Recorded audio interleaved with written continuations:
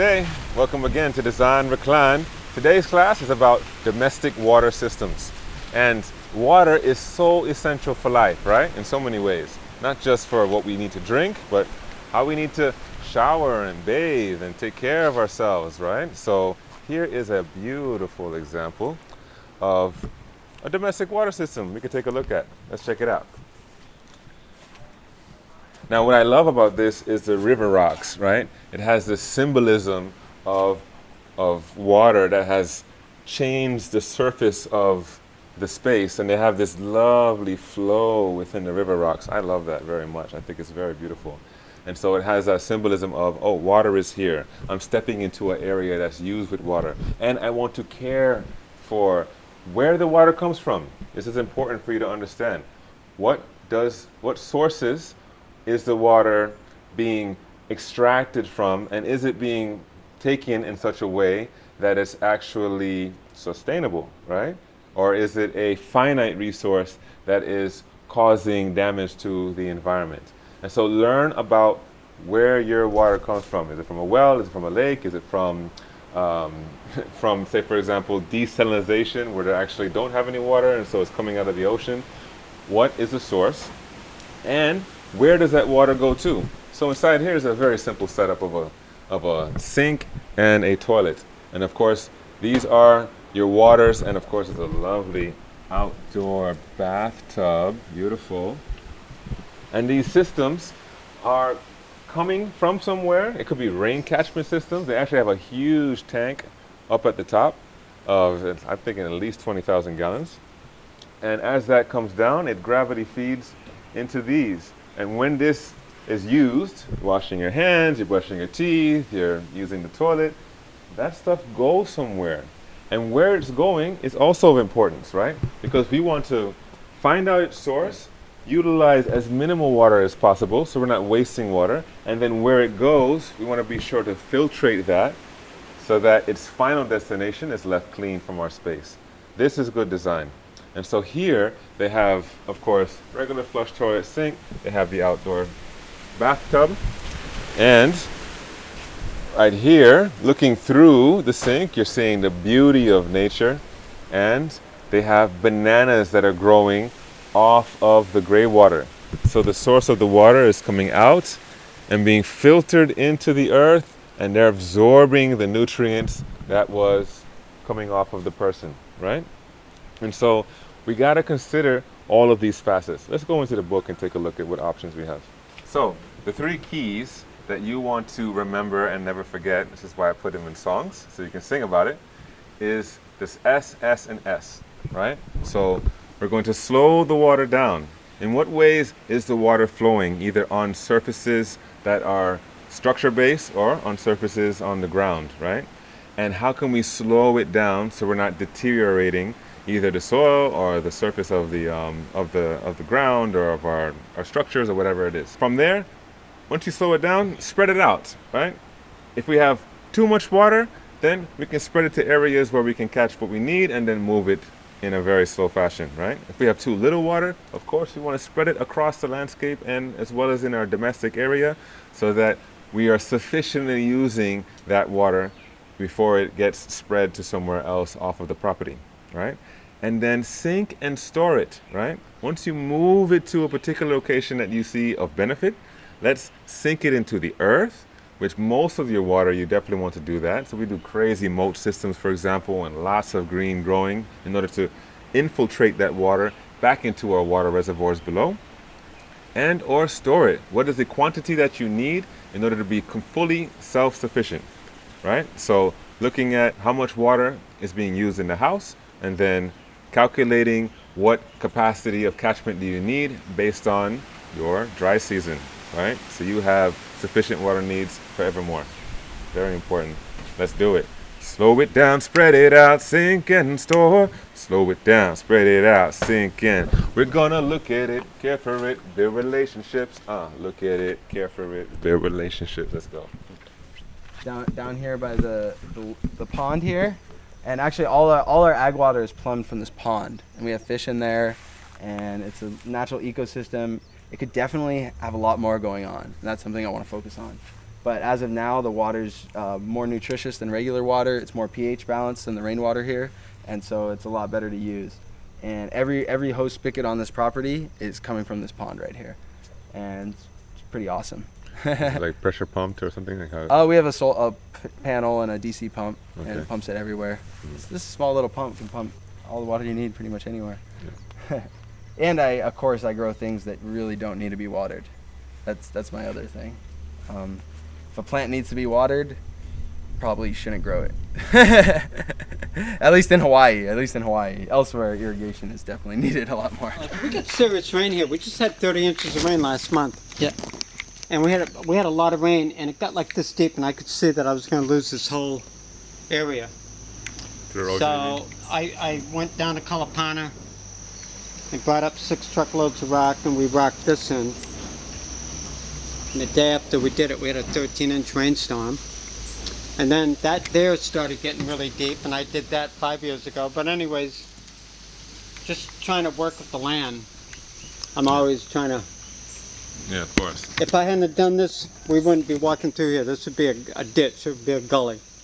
Gotcha. And Yeah, and so what we've done is we've originally, before we planted this, we dug a lot of contour swales that are harvest the water, all the rainwater, and it puts it into the ground, recharges the aquifer, and then it pops out down the slope into a pond.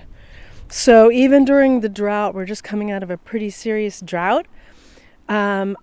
The pond has been full, our cisterns have been full, our aquifers have been full, simply by harvesting the rainwater on a broad acre scale, and that's been working really, really well.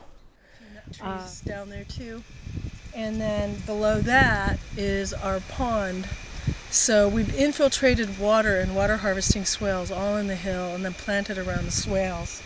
And then that water infiltrates, and then in the dry season it seeps into the pond and keeps our pond topped up. Even during the droughts that we've just been having in California, our ponds have been full, our cisterns have been full. We have not been suffering a drought in this valley. And we've had enough water to keep a 4-acre farm alive.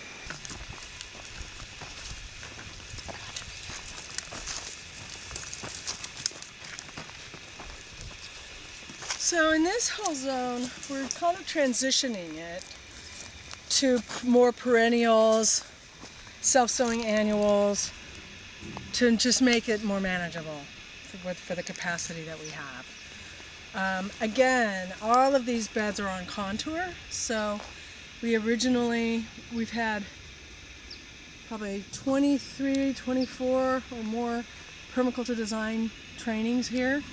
And each class, they dig a swale, a contour swale as part of their hands-on opportunity.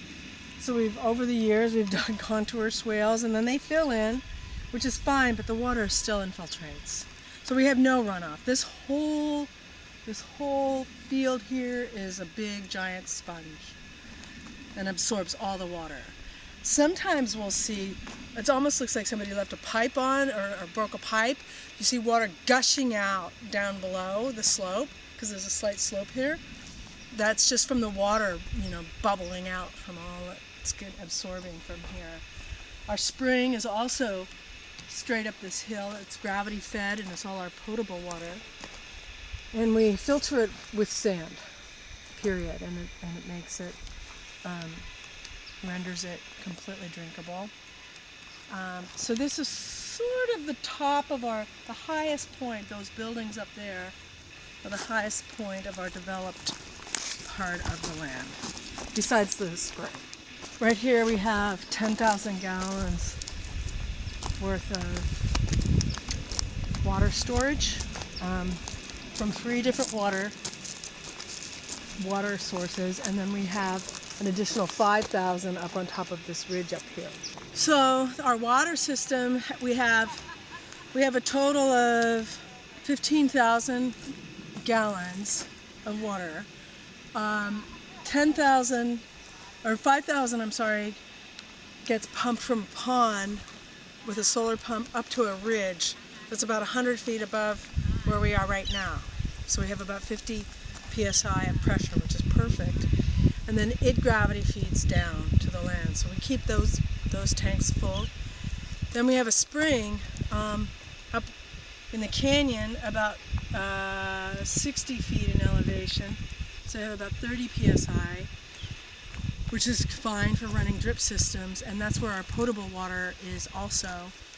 And then we have 2,500 gallons of roof catchment here. So there's that redundancy principle in permaculture. So we've got our water coming from 3 different sources. And when one isn't working, or we leave the tank on, or we get a leak, or something happens, we always have a backup, always. And we have a backup other system on the other side of this ridge in another valley over there that we never use, but it's there if we need it. So this is how you can landscape a steep slope, and we had a couple of very large pine trees that came down during a big storm, and it created an opportunity for us to do the swales and landscaping situation here. So there's about 25 varieties of grapes here. We're trialing for cool coastal areas, and we planted a lot of native stuff for erosion control, like the ceanothus, and there's California sagebrush and coffeeberry and things like that mixed in here. And we've planted it so on the bottom of the swale you can reach up to one row of grapes for harvest, and when you walk up the hill to the next swale you can reach down to the row of grapes, and we found that's a really nice way of how far to put it apart is as far as you can reach this way, as far as you can reach down the other direction. So it's quite a simple system, but it's a lot of swales to capture all that rainwater for the grapes. You get a lot of sheet flow off of this system. So in a couple areas where in the rains we've excavated these contours here, and as you can see there's a whole sequence of them. They step down this slope, and they're basically terraces, but you can see in the base of them now they actually have some water in them because we just got a rain event the other day.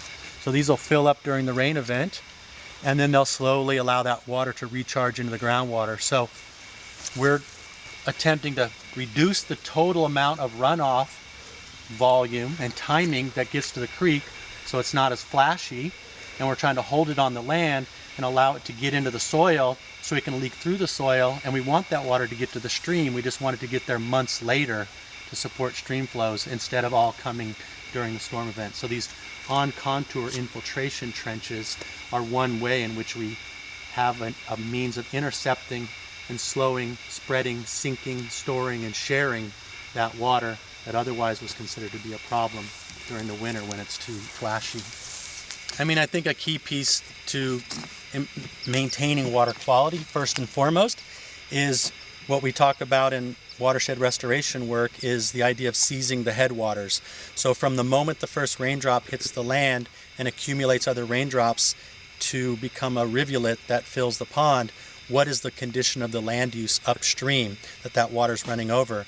And if it's paved and piped and polluted, you're going to have a problem once that water gets to your pond. So protecting the headwaters, maintaining, in this case, the native vegetation of these prairies and oak woodlands in pristine condition, or in a working functional condition that doesn't produce sediment or other pollutants, is the most important thing that you can do.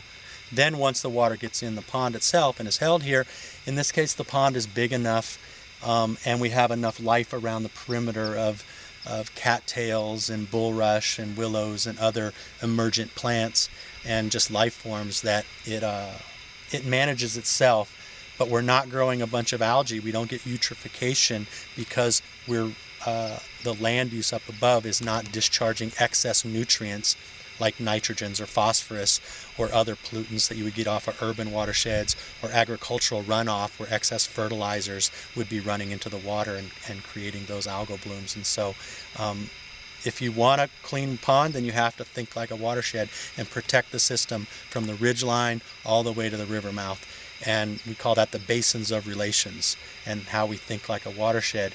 And as permaculture designers, even if you're just working in your little front yard in your suburban lot, you still live in a watershed somewhere. And if you don't understand the relationship of the source water to the ocean, wherever that discharges, and your relationship as a part of that puzzle of the watershed overall, then I would support you as a designer, as a holistic systems designer, to understand that context of the catchment that you dwell in, and then you design at whatever scale is appropriate to your accessibility, your capacity to work at, but be clear about it, you still live in a watershed somewhere.